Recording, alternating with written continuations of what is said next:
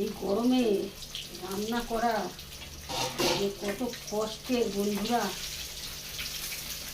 যারা করছে তারাই জানে, বুঝেছেন। মেয়ে স্নান করে যাচ্ছে, আর আমার মেয়েটা তো একদম রোদের একদম কি বলবো, আর এর যা অবস্থা।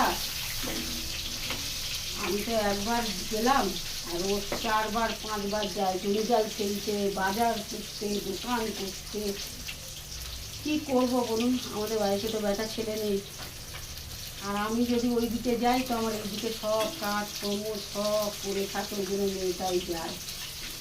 এই তো আমি তো সকালে একবার গেছি, আর ও তো জঞ্জাল ফেলে গেলে একবার, আবার গেলে এখন দোকানে। ওই যে কথা বলতে পারছে না, নিজে কথা বেরোচ্ছে না, বুঝেছেন। কী করবো বলুন বন্ধুরা, কিছু করার নেই, বুঝেছেন, কিছু করার নেই। আর এই স্টোভের মধ্যে ঢুকিয়ে রান্না বান্না, আর বাইরে যা রোদ না, আপনাদের কি বলবো বন্ধুরা। আমার দোকানে গেছিলিস নাকি? হ্যাঁ, ওই জন্য এত কষ্ট, অত ঘুরছিস, আবার ওষুধের দোকানে গেছে, আবার মুদিখানার দোকানে গেছে, আর এই এসে এসে ফ্রিজের ঠান্ডা জলগুলো খাচ্ছে, জানি না সর্দি কাশি।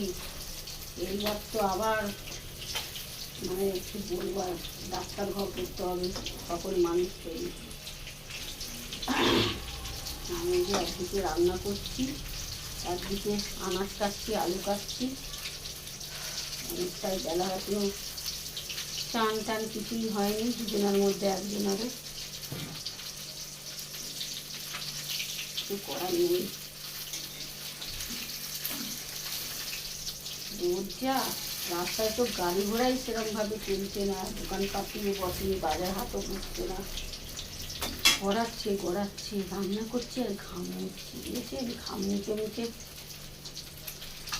জামাটা খুলে একটু বসে চানটা কর। চানও হয়নি, এটা কিচ্ছু হয়নি, বলবো বলুন।